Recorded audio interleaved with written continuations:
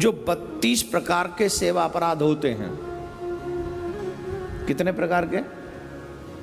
32 प्रकार के। जाते तो पूजा करने हैं लेकिन अपराध हो जाता है हमसे। भगवान के मंदिर में कभी सवारी पर बैठकर नहीं जाना चाहिए।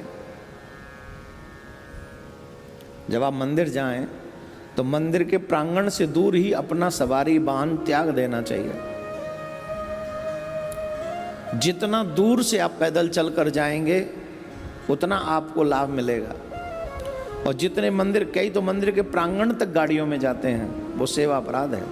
हमारे वृंदावन में चले जाओ, बिहार जी के पीछे वाली गली तक, और आखिरी में और भीतर छोटी सुकड़ी गली में, उसमें भी गाड़ी, ये अपराध है।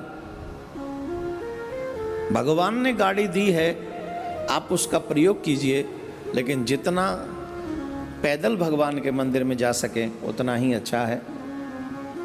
गाड़ी वाहन इत्यादि में जाना मत भगवान के मंदिर में, ये अपराध है, पहला अपराध है।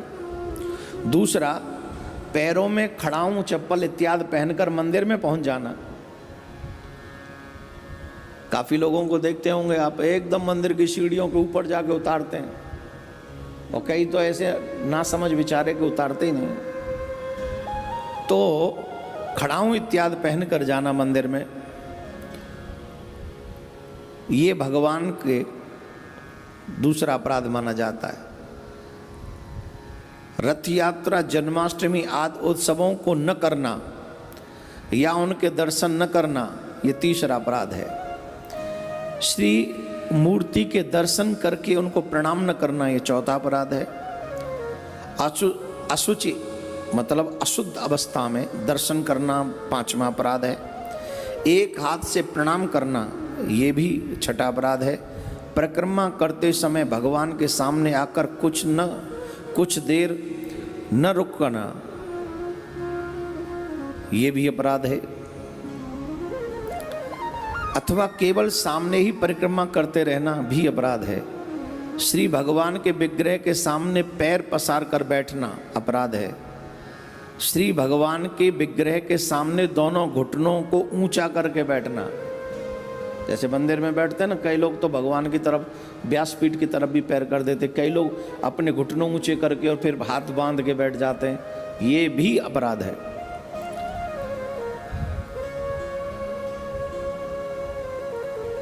ये अपराध है। श्री भगवान के विग्रह के सामने दोनों घुटने ऊंचे करके बैठना, हाथों से लपेट कर बैठ जाना, ये अपराध है। श्री भगवान के विग्रह के सामने सोना, ये अपराध है, ये 10वां अपराध है। श्री भगवान के विग्रह के सामने भोजन करना 11वां अपराध है। श्री भगवान के विग्रह के सामने झूठ बोलना 12वां अपराध है। श्री भगवान के विग्रह के सामने जोर जोर से बोलना 13वां अपराध है।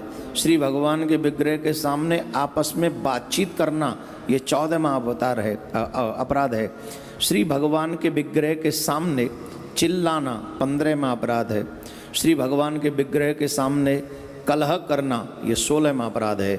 भगवान के विग्रह के सामने किसी को पीड़ा देना, ये 17वां अपराध है। भगवान के विग्रह के सामने किसी पर अनुग्रह करना, वहाँ पर अनुग्रह भी नहीं करना चाहिए, ये 18वां अपराध है।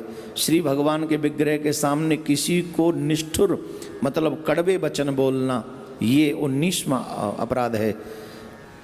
श्री भगवान के विग्रह के सामने कंबल से अपना सारा शरीर ढककर जाना, मतलब पूरा शरीर आप ढक के चले जाओ। कंबल को वैसे भी शुभ नहीं मानते, काला होता है ना, इसलिए तो वैसे भी पूरा शरीर तो ढक के जाना ही नहीं चाहिए भगवान के आगे, तो वहाँ जाके साष्टांग प्रणाम आपको करना ही चाहिए। तो कंबल से सारे शरीर को ढक लेना, ये 20वां अपराध है। श्री भगवान के विग्रह के सामने दूसरों की निंदा करना, ये अपराध तो सब करते हैं। बैठे रहेंगे भगवान के आगे और देख देख देख देख कैसे कपड़े पहन के आया, देख देख देख, ये अपराध सब करते हैं। तो इस अपराध से बचना चाहिए। भगवान के विग्रह के सामने किसी की निंदा नहीं करनी चाहिए, ये 21वां अपराध है। श्री भगवान के विग्रह के सामने दूसरों की स्तुति करना भी अपराध है। न किसी की स्तुति करे, न किसी की निंदा करे। स्तुति करोगे तो ये 22वां अपराध है। श्री भगवान के विग्रह के सामने गंदे शब्द, अश्लील शब्दों का प्रयोग करना किसी को भी कैसे भी, ये 23वां अपराध है। श्री भगवान के विग्रह के सामने अधोवायु का त्याग करना, ये 24वां अवतार है। शक्ति के रहते हुए भी गौण अर्थात सामान्य उपचार से भगवान की सेवा करना, ये 25वां अवतार है। मतलब भगवान ने हमको खूब अरबपति, खरबपति, करोड़पति बनाया है और फिर भी भगवान की सेवा में इतनी कंजूसी हम लोग करते हैं कि 100-200 रुपया में ही भगवान की पूजा हो जाए, बस खत्म करो। अरे जब ठाकुर ने तुमको दिया है तो रोज़ 56 भोग लगाओ, रोज़ भगवान की भूषण जो श्रृंगार है, जो आभूषण है, जो उनकी पोशाक है, वो नई नई, मुकुट नया नया धारण कराओ। और भगवान ने सामर्थ्य दिया तो उस हिसाब से काम करना चाहिए।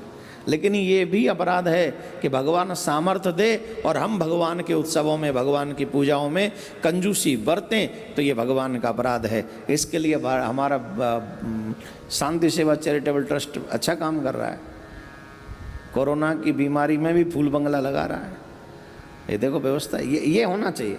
आज भगवान का उत्सव है तो ठाकुर जी को सजाओ। हाँ, सामान्य रूप से अगर सेवा करे तो ये भी 25वां अवतार है, 25वां अपराध है। अवतार याद आ जाते बार बार, अपराध तो ध्यान में रहते ही नहीं ना ज़्यादा, तो ये अपराध है 25वां। श्री भगवान को निवेदित किए बिना ही प्रसाद ग्रहण करना, खा लेना, उन्हें भगवान को भोग लगाए बगैर पाना, ये 26वां अपराध है।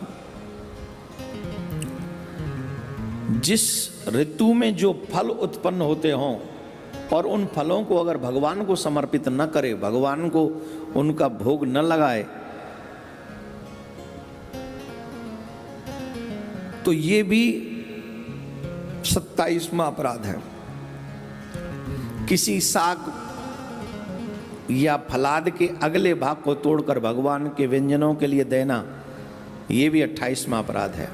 श्री भगवान के विग्रह को पीठ देकर बैठना, ये 29वां अपराध है। श्री भगवान के विग्रह के सामने दूसरे किसी को प्रणाम करना, जब भी हम आते हैं तो शिष्य लोग प्रणाम करते हैं, मना करते हैं, मंदिर में कभी प्रणाम मत करो। भगवान के विग्रह के आगे कभी प्रणाम नहीं करना चाहिए। हालांकि गुरु को कर सकते हैं आप, गुरु और गोविंद में कोई अंतर नहीं है, पर भगवान की विग्रह के आगे न करें। और अगर गुरुजी हम मंदिर में खड़े और गुरुदेव आ जाएं तो वहीं से मन ही मन प्रणाम कर ले कि गुरु गोविंद दो खड़े, ये मेरा अपना पर्सनल भाव है ना। गुरु गोविंद दो खड़े का केला घूम पाए, बलिहारी गुरु आपकी जो दी गोविंद दियो मिलाए। लेकिन भागवत के अनुसार श्री भगवान के विग्रह के आगे दूसरे किसी को प्रणाम करना भी अपराध है, ये 30वां अपराध है। गुरुदेव की अवर्तना, कुशल प्रश्न और उनका स्तवन न करना, मतलब उनकी कुशल क्षेम न लेना, उनकी सेवा न करना, उनका ध्यान न रखना। अब ये तो फिर सब समझेंगे। मैंने पहले 30 भी तो बताएं, वो तो मैंने नहीं लिखे, ये भी मैंने नहीं लिखा है। तो कुशल प्रश्न और उनका स्तवन न करना, ये 31वां अपराध है। अपने मुख से अपनी प्रशंसा करना, ये 32वां अपराध है। किसी भी देवता की निंदा भी करना ये अपराध है। इसलिए ये अपराध हमने आपको इसलिए बताए हैं, छोटी छोटी चीज़ें हैं, ऐसी कोई कठिन बात नहीं है जिसको आप अपने जीवन में प्रयोग में न ला सकें।